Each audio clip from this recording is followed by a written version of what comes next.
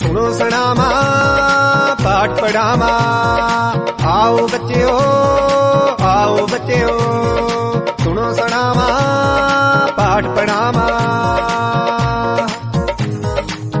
तो सुन के हुंदा पूरा याद सैंस पंजाबी अते हिसाब, ओ लगे अंग्रेजी भी प्यारी, हिंदी समाजिक पढ़ लो सारी, चंगियां गल्लां गीत भी गावा, सुनो सुनावा पाठ पढ़ावा, सुनो सुनावा पाठ पढ़ावा। दुआबा रेडियो।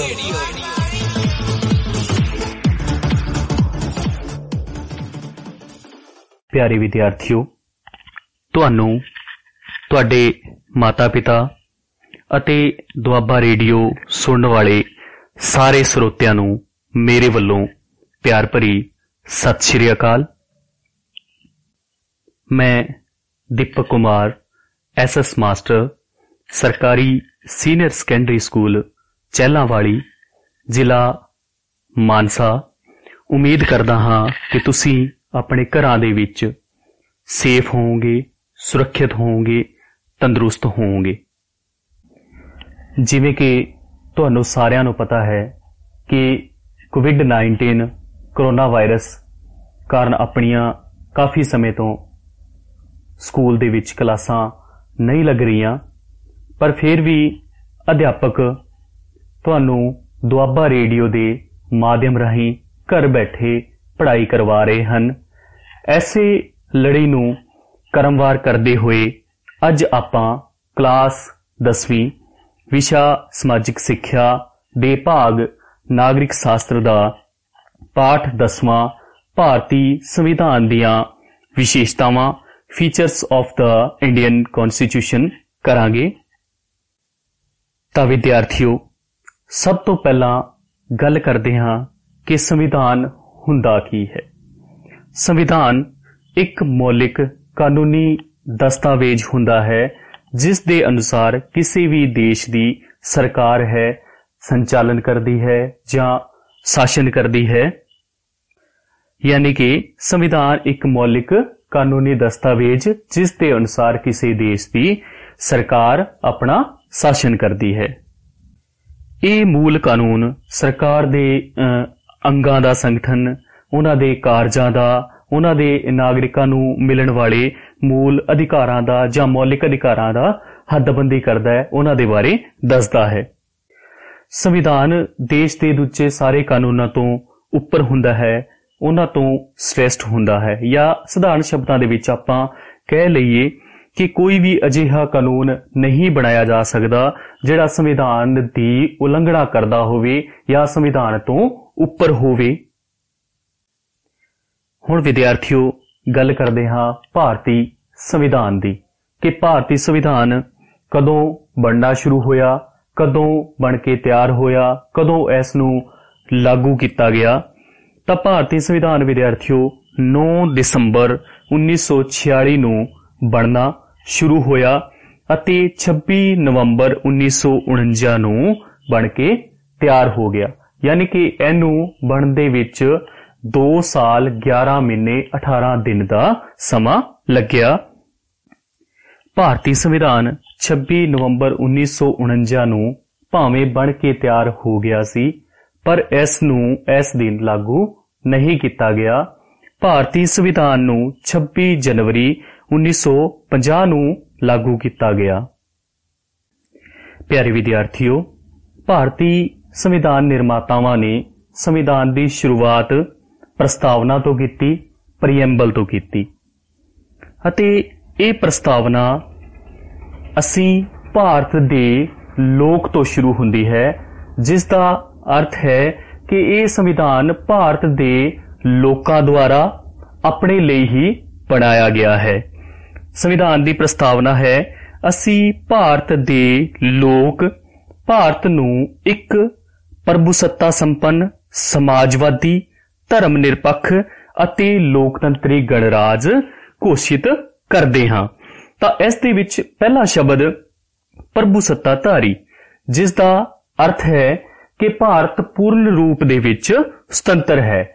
ਇਸ ਦੇ ਅੰਦਰੂਨੀ ਜਾਂ ਬਾਹਰੀ ਮਾਮਲਿਆਂ ਦੇ ਵਿੱਚ ਕੋਈ ਵੀ ਦੂਜਾ ਰਾਜ ਦਖਲ ਨਹੀਂ ਦੇ ਸਕਦਾ। ਬੱਚਿਓ, 15 ਅਗਸਤ 1947 ਤੋਂ ਪਹਿਲਾਂ ਭਾਰਤ ਪ੍ਰਭੂਸੱਤਾਧਾਰੀ ਰਾਜ ਨਹੀਂ ਸੀ, ਕਿਉਂਕਿ ਭਾਰਤ ਬ੍ਰਿਟੇਨ ਦੇ ਅਧੀਨ ਸੀ। ਆਪਣੇ ਅੰਦਰੂਨੀ ਅਤੇ ਬਾਹਰੀ ਮਾਮਲਿਆਂ ਦੇ ਵਿੱਚ ਸੁਤੰਤਰ ਨਹੀਂ ਸੀ। ਪਰ 26 ਜਨਵਰੀ 1950 ਨੂੰ ਜਦੋਂ ਭਾਰਤੀ ਸੰਵਿਧਾਨ ਲਾਗੂ ਕੀਤਾ ਗਿਆ ਤਾਂ ਭਾਰਤ ਇੱਕ ਪ੍ਰਭੂਸੱਤਾਧਾਰੀ ਰਾਜ ਬਣ ਗਿਆ। ਉਸ ਤੋਂ ਬਾਅਦ ਸਮਾਜਵਾਦੀ ਰਾਜ। ਸਮਾਜਵਾਦੀ ਰਾਜ ਦਾ ਮਤਲਬ ਹੈ ਕਿ ਭਾਰਤ ਦੇ ਵਿੱਚ ਭਾਰਤ ਦੇ ਨਾਗਰਿਕਾਂ ਨੂੰ ਸਾਰਿਆਂ ਨੂੰ ਸਮਾਨ ਅਵਸਰ ਮਿਲਣਗੇ।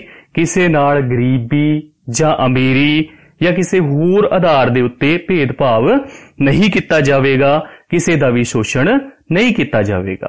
ਉਸ ਤੋਂ ਬਾਅਦ ਧਰਮ ਨਿਰਪੱਖ। ਧਰਮ ਨਿਰਪੱਖ ਦਾ ਮਤਲਬ ਭਾਰਤ ਦਾ ਆਪਣਾ ਕੋਈ ਰਾਜ ਧਰਮ ਨਹੀਂ ਹੈ। ਭਾਰਤ ਦੇ ਲੋਕ ਇਸ ਪੱਖੋਂ ਸੁਤੰਤਰ ਹੋਣਗੇ ਕਿ ਉਹ ਕਿਸੇ ਵੀ ਧਰਮ ਨੂੰ ਅਪਣਾ ਸਕਦੇ ਹੈ, ਕਿਸੇ ਵੀ ਧਰਮ ਨੂੰ ਛੱਡ ਸਕਦੇ ਹੈ। ਉਹ ਆਪਣੀ ਮਰਜ਼ੀ ਨਾਲ ਕਿਸੇ ਸਮੇਂ ਵੀ ਕਿਸੇ ਵੀ ਧਰਮ ਨੂੰ ਅਪਣਾ ਸਕਦੇ ਹੈ। ਉਹਨਾਂ ਨੂੰ ਪੂਰਨ ਰੂਪ ਦੇ ਵਿੱਚ ਸੁਤੰਤਰਤਾ ਹੈ।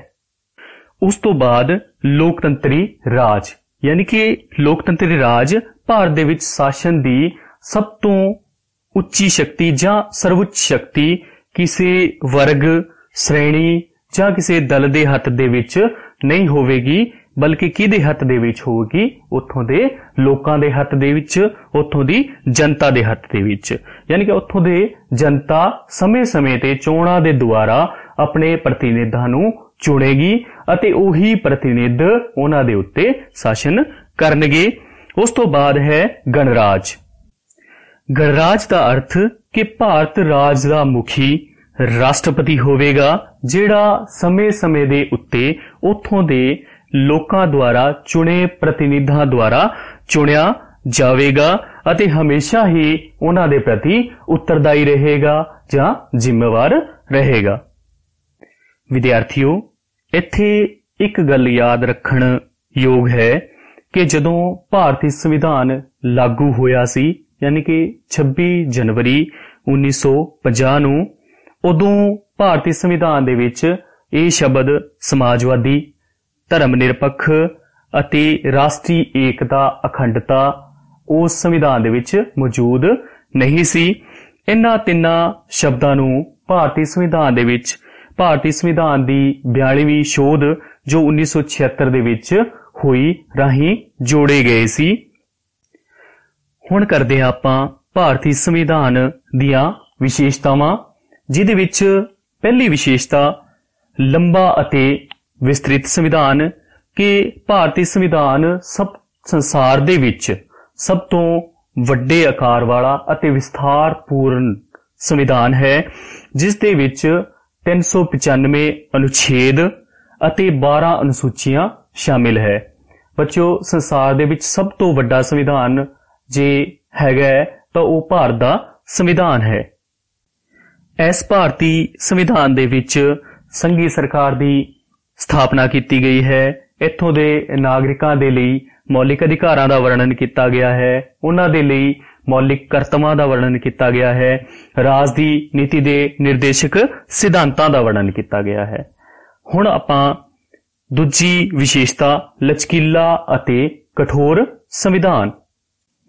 ਵਿਦਿਆਰਥੀਓ, ਲਚਕੀਲਾ ਸੰਵਿਧਾਨ ਉਹ ਸੰਵਿਧਾਨ ਹੁੰਦਾ ਹੈ ਜਿਸ ਦੇ ਵਿੱਚ ਸ਼ੋਧ ਆਸਾਨੀ ਦੇ ਨਾਲ ਕੀਤੀ ਜਾ ਸਕੇ, ਜਦਕਿ ਕਠੋਰ ਸੰਵਿਧਾਨ ਉਹ ਸੰਵਿਧਾਨ ਹੁੰਦਾ ਹੈ ਜਿਸ ਦੇ ਵਿੱਚ ਸ਼ੋਧ ਕਰਨੀ ਕਠਿਨ ਹੋਵੇ, ਮੁਸ਼ਕਿਲ ਹੋਵੇ। ਜਿਵੇਂ ਇੰਗਲੈਂਡ ਦਾ ਸੰਵਿਧਾਨ ਲਚਕੀਲਾ ਸੰਵਿਧਾਨ ਹੈ, ਜਿਸ ਦੇ ਵਿੱਚ ਸ਼ੋਧ ਹੈ ਆਸਾਨੀ ਦੇ ਨਾਲ ਕੀਤੀ ਜਾ ਸਕਦੀ ਹੈ। ਪਰ ਇਸ ਦੇ ਉਲਟ ਅਮਰੀਕਾ ਦਾ ਸੰਵਿਧਾਨ ਕਠੋਰ ਸੰਵਿਧਾਨ ਹੈ, ਜਿਸ ਦੇ ਵਿੱਚ ਸ਼ੋਧ ਆਸਾਨੀ ਦੇ ਨਾਲ ਨਹੀਂ ਕੀਤੀ ਜਾ ਸਕਦੀ।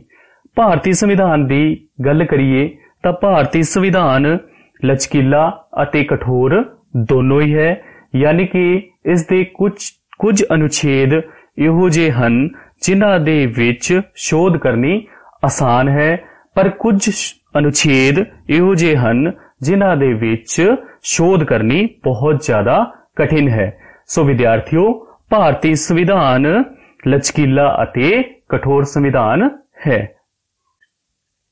ਉਸ ਤੋਂ ਬਾਅਦ ਅਗਲੀ ਵਿਸ਼ੇਸ਼ਤਾ ਸੁਤੰਤਰ ਅਤੇ ਨਿਰਪੱਖ ਨਿਆਂਪਾਲਿਕਾ।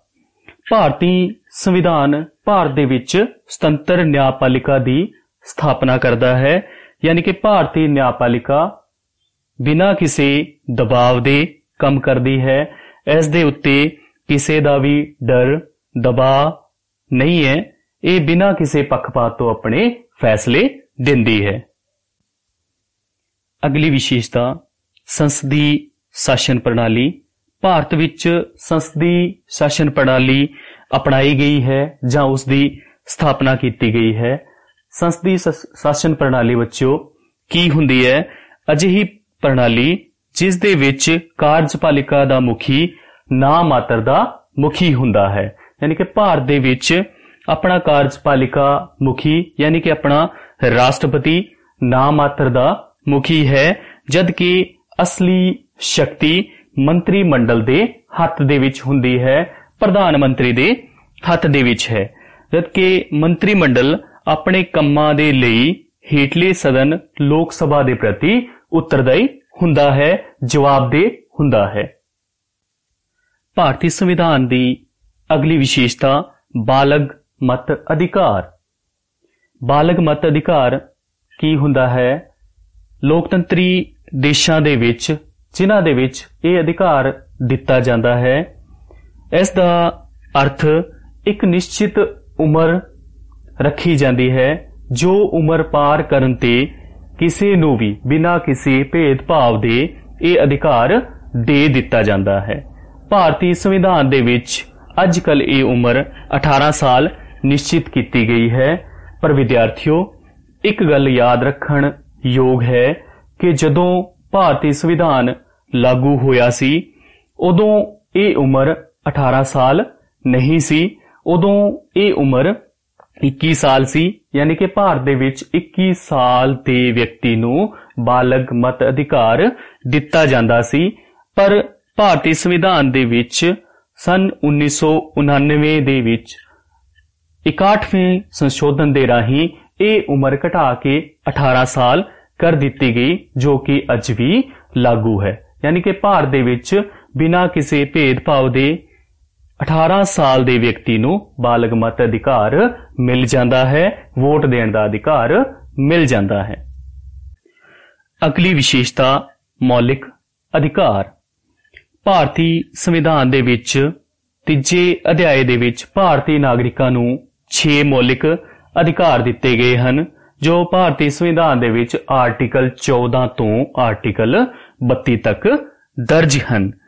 ਇਹ ਅਧਿਕਾਰ ਜਿਵੇਂ ਪਹਿਲਾ ਅਧਿਕਾਰ ਸਮਾਨਤਾ ਦਾ ਅਧਿਕਾਰ, ਦੂਜਾ ਅਧਿਕਾਰ ਸੁਤੰਤਰਤਾ ਦਾ ਅਧਿਕਾਰ, ਤੀਜਾ ਧਾਰਮਿਕ ਸੁਤੰਤਰਤਾ ਦਾ ਅਧਿਕਾਰ, ਚੌਥਾ ਸ਼ੋਸ਼ਣ ਦੇ ਵਿਰੁੱਧ ਅਧਿਕਾਰ, ਪੰਜਵਾਂ ਸੱਭਿਆਚਾਰਕ ਅਤੇ ਵਿਦਿਅਕ ਅਧਿਕਾਰ ਅਤੇ ਛੇਵਾਂ ਸੰਵਿਧਾਨਿਕ ਉਪਚਾਰਾਂ ਦਾ ਅਧਿਕਾਰ। ਵਿਦਿਆਰਥੀਓ, ਇੱਥੇ ਮੈਂ ਦੱਸਣਾ ਚਾਹਾਂਗਾ ਕਿ ਜਦੋਂ ਸੰਵਿਧਾਨ ਲਾਗੂ ਹੋਇਆ ਸੀ, ਉਦੋਂ ਇਹਨਾਂ ਅਧਿਕਾਰਾਂ ਦੀ ਸੰਖਿਆ 7 ਸੀ, ਜਿਹਦੇ ਵਿੱਚ 7ਵਾਂ ਅਧਿਕਾਰ ਸੰਪਤੀ ਦਾ ਅਧਿਕਾਰ ਵੀ ਸ਼ਾਮਿਲ ਸੀ। ਪਰ ਕੁਝ ਸਮੇਂ ਬਾਅਦ ਭਾਰਤੀ ਸੰਵਿਧਾਨ ਦੇ ਵਿੱਚ ਸ਼ੋਧ ਕਰਕੇ ਸੰਪਤੀ ਦੇ ਅਧਿਕਾਰ ਨੂੰ ਡਿਲੀਟ ਕਰ ਦਿੱਤਾ ਗਿਆ, ਕੱਟ ਦਿੱਤਾ ਗਿਆ। ਇੱਕ ਇੱਥੇ ਗੱਲ ਦੱਸਣਯੋਗ ਹੈ ਕਿ ਭਾਰਤੀ ਅਧਿਕਾਰਾਂ ਨੂੰ ਮੌਲਿਕ ਅਧਿਕਾਰ ਕਿਉਂ ਕਿਹਾ ਜਾਂਦਾ ਹੈ। ਮੌਲਿਕ ਅਧਿਕਾਰ ਦਾ ਮਤਲਬ ਕਿ ਇਹਨਾਂ ਦੇ ਪਿੱਛੇ ਕੋਈ ਨਾ ਕੋਈ ਕਾਨੂੰਨੀ ਸ਼ਕਤੀ ਕੰਮ ਕਰਦੀ ਹੈ। ਕਾਨੂੰਨੀ ਸ਼ਕਤੀ ਮੀਨਸ ਕਿ ਜੇ ਆਪਣੇ ਅਧਿਕਾਰਾਂ ਦੀ ਉਲੰਘਣਾ ਹੋ ਰਹੀ ਹੈ ਤਾਂ ਆਪਾਂ ਇਸ ਦੇ ਵਿਰੁੱਧ ਹਾਈ ਕੋਰਟ ਜਾਂ ਸੁਪਰੀਮ ਕੋਰਟ ਜਾਂ ਆਪਣੀ ਅਦਾਲਤ ਦੇ ਵਿੱਚ ਜਾ ਸਕਦੇ ਹਾਂ। ਅਗਲੀ ਭਾਰਤੀ ਸੰਵਿਧਾਨ ਦੀ ਵਿਸ਼ੇਸ਼ਤਾ ਨਾਗਰਿਕਾਂ ਦੇ ਮੌਲਿਕ ਕਰਤੱਵ। ਵਿਦਿਆਰਥੀਓ, ਜਦੋਂ ਭਾਰਤੀ ਸੰਵਿਧਾਨ ਲਾਗੂ ਕੀਤਾ ਗਿਆ ਤਾਂ ਭਾਰਤੀ ਸੰਵਿਧਾਨ ਦੇ ਵਿੱਚ ਕੋਈ ਵੀ ਮੌਲਿਕ ਕਰਤੱਵ ਦਰਜ ਨਹੀਂ ਸੀ, ਸ਼ਾਮਿਲ ਨਹੀਂ ਸੀ। ਪਰ ਸਨ 1976 ਦੇ ਵਿੱਚ ਭਾਰਤੀ ਸੰਵਿਧਾਨ ਦੇ ਵਿੱਚ 42ਵੀਂ ਸ਼ੋਧ ਕੀਤੀ ਗਈ ਅਤੇ ਇੱਕ ਨਵਾਂ ਭਾਗ ਦਰਜ ਕੀਤਾ ਗਿਆ, ਭਾਗ ਚੌਥਾ ਏ, ਜਿਸ ਦੇ ਵਿੱਚ ਆਪਣੇ 10 ਕਰਤੱਵ ਸ਼ਾਮਿਲ ਕੀਤੇ ਗਏ, ਜਿਵੇਂ ਰਾਸ਼ਟਰੀ ਝੰਡੇ ਦਾ ਸਨਮਾਨ ਕਰਨਾ, ਏਕਤਾ ਤੇ ਅਖੰਡਤਾ ਦਾ ਸਨਮਾਨ ਆਦਿ। ਉਸ ਤੋਂ ਕੁਝ ਸਮੇਂ ਬਾਅਦ ਭਾਰਤੀ ਸੰਵਿਧਾਨ ਦੇ ਵਿੱਚ ਸਨ 2002 ਦੇ ਵਿੱਚ ਇੱਕ ਹੋਰ ਸ਼ੋਧ ਕੀਤੀ ਗਈ, 86ਵੀਂ ਸ਼ੋਧ, ਜਿਹਦੇ ਵਿੱਚ ਆਪਣਾ 11ਵਾਂ ਕਰਤੱਵ ਸ਼ਾਮਿਲ ਕੀਤਾ ਗਿਆ ਕਿ ਮਾਪਿਆਂ ਦਾ ਇਹ ਕਰਤੱਵ ਬਣਦਾ ਹੈ ਕਿ ਉਹ ਆਪਣੇ ਬੱਚਿਆਂ ਨੂੰ 6 ਤੋਂ 14 ਸਾਲ ਦੀ ਉਮਰ ਵਾਲਿਆਂ ਨੂੰ ਮੁਫਤ ਸਿੱਖਿਆ ਦਿਵਾਉਣ। ਅਗਲੀ ਭਾਰਤੀ ਸੰਵਿਧਾਨ ਦੀ ਵਿਸ਼ੇਸ਼ਤਾ ਰਾਸ਼ਟਰਪਤੀ ਦੀਆਂ ਸੰਕਟਕਾਲੀਨ ਸ਼ਕਤੀਆਂ। ਭਾਰਤੀ ਸੰਵਿਧਾਨ ਦੇ ਵਿੱਚ ਭਾਰਤ ਦੇ ਨਾਮਾਤਰ ਕਾਰਜਪਾਲਿਕਾ ਮੁਖੀ ਯਾਨੀ ਕਿ ਰਾਸ਼ਟਰਪਤੀ ਨੂੰ 3 ਸੰਕਟਕਾਲੀਨ ਸ਼ਕਤੀਆਂ ਦਿੱਤੀਆਂ ਗਈਆਂ ਹਨ। ਸੰਕਟਕਾਲੀਨ ਸ਼ਕਤੀਆਂ ਵਿਦਿਆਰਥੀਓ, ਪਹਿਲੀ ਰਾਸ਼ਟਰੀ ਸੰਕਟਕਾਲੀਨ ਜੋ ਕਿ ਆਰਟੀਕਲ 352 ਦੇ ਅੰਡਰ ਹੈ। ਦੂਜੀ ਰਾਜ ਦਾ ਸੰਵਿਧਾਨਿਕ ਸੰਕਟ ਜੋ ਕਿ ਆਰਟੀਕਲ 356 ਦੇ ਅੰਡਰ ਹੈ ਤੇ ਤੀਜੀ ਰਾਸ਼ਟਰੀ ਸੰਕਟਕਾਲੀਨ ਸ਼ਕਤੀ ਵਿੱਤੀ ਸੰਕਟਕਾਲੀਨ ਸ਼ਕਤੀ ਜੋ ਕਿ ਆਰਟੀਕਲ 360 ਦੇ ਅਧੀਨ ਦਰਜ ਹੈ। ਯਾਨੀ ਕਿ ਵਿਦਿਆਰਥੀਓ, ਦੇਸ਼ ਦੇ ਉੱਤੇ ਕੋਈ ਬਾਹਰੀ ਹਮਲਾ ਜਾਂ ਅੰਦਰੂਨੀ ਅਸ਼ਾਂਤੀ ਫੈਲ ਜਾਂਦੀ ਹੈ ਤਾਂ ਭਾਰਤ ਦਾ ਰਾਸ਼ਟਰਪਤੀ ਆਰਟੀਕਲ 352 ਦੇ ਅੰਡਰ ਰਾਸ਼ਟਰੀ ਸੰਕਟਕਾਲੀਨ ਦੀ ਘੋਸ਼ਣਾ ਕਰ ਸਕਦਾ ਹੈ। ਜੇ ਦੇਸ਼ ਦੇ ਵਿੱਚ ਜਾਂ ਕਿਸੇ ਰਾਜ ਦੇ ਵਿੱਚ ਕਾਨੂੰਨਾਂ ਦੀ ਪਾਲਣਾ ਨਹੀਂ ਹੋ ਰਹੀ ਜਾਂ ਭਾਰਤੀ ਸੰਵਿਧਾਨ ਦੀ ਉਲੰਘਣਾ ਹੋ ਰਹੀ ਹੈ ਤਾਂ ਭਾਰਤ ਦਾ ਰਾਸ਼ਟਰਪਤੀ ਆਰਟੀਕਲ 356 ਦੇ ਅੰਡਰ ਪੂਰੇ ਦੇਸ਼ ਦੇ ਵਿੱਚ ਜਾਂ ਉਸ ਰਾਜ ਦੇ ਵਿੱਚ ਸੰਵਿਧਾਨਿਕ ਸੰਕਟ ਦੀ ਘੋਸ਼ਣਾ ਕਰ ਸਕਦਾ ਹੈ। ਅਤੇ ਅੰਤਿਮ ਸੰਕਟਕਾਲੀਨ ਸ਼ਕਤੀ, ਜਿਸ ਨੂੰ ਆਪਾਂ ਵਿੱਤੀ ਸੰਕਟਕਾਲੀਨ ਸ਼ਕਤੀ ਕਹਿ ਦਿੰਦੇ ਹਾਂ, ਕਿ ਜੇ ਭਾਰਤ ਦੇ ਉੱਤੇ ਜਾਂ ਕਿਸੇ ਰਾਜ ਦੇ ਵਿੱਚ ਵਿੱਤੀ ਸੰਕਟ ਪੈਦਾ ਹੋ ਜਾਂਦਾ ਹੈ ਤਾਂ ਭਾਰਤੀ ਰਾਸ਼ਟਰਪਤੀ ਅਨੁਛੇਦ 360 ਦੇ ਅੰਡਰ ਪੂਰੇ ਦੇਸ਼ ਦੇ ਵਿੱਚ ਜਾਂ ਉਸ ਰਾਜ ਦੇ ਵਿੱਚ ਵਿੱਤੀ ਸੰਕਟਕਾਲੀਨ ਦੀ ਘੋਸ਼ਣਾ ਕਰ ਸਕਦਾ ਹੈ। ਸੋ ਵਿਦਿਆਰਥੀਓ, ਇਹ ਸੀ ਆਪਣਾ ਪਾਠ ਭਾਰਤੀ ਸੰਵਿਧਾਨ ਦੀਆਂ ਵਿਸ਼ੇਸ਼ਤਾਵਾਂ, features of the Indian constitution. ਉਮੀਦ ਕਰਦਾ ਹਾਂ ਕਿ ਤੁਹਾਨੂੰ ਸਾਰਿਆਂ ਨੂੰ ਜ਼ਰੂਰ ਸਮਝ ਆਇਆ ਹੋਵੇਗਾ। ਅੰਤ ਦੇ ਵਿੱਚ ਵਿਦਿਆਰਥੀਓ, ਤੁਹਾਡੇ ਲਈ ਇੱਕ ਸੰਦੇਸ਼ ਕਿ ਤੁਸੀਂ ਆਪਣੇ ਘਰਾਂ ਦੇ ਵਿੱਚ ਰਹਿਣਾ ਹੈ, ਡਿਸਟੈਂਸ ਬਣਾ ਕੇ ਰੱਖਣੀ ਹੈ, ਮਾਸਕ ਲਗਾ ਕੇ ਰੱਖਣਾ ਹੈ ਅਤੇ ਇਸ ਕਰੋਨਾ ਵਾਇਰਸ ਦੀ ਭਿਆਨਕ ਬਿਮਾਰੀ ਤੋਂ ਆਪਣੇ ਆਪ ਨੂੰ ਸੁਰੱਖਿਅਤ ਰੱਖਣਾ ਹੈ। ਧੰਨਵਾਦ। ਦੁਆਬਾ ਰੇਡੀਓ।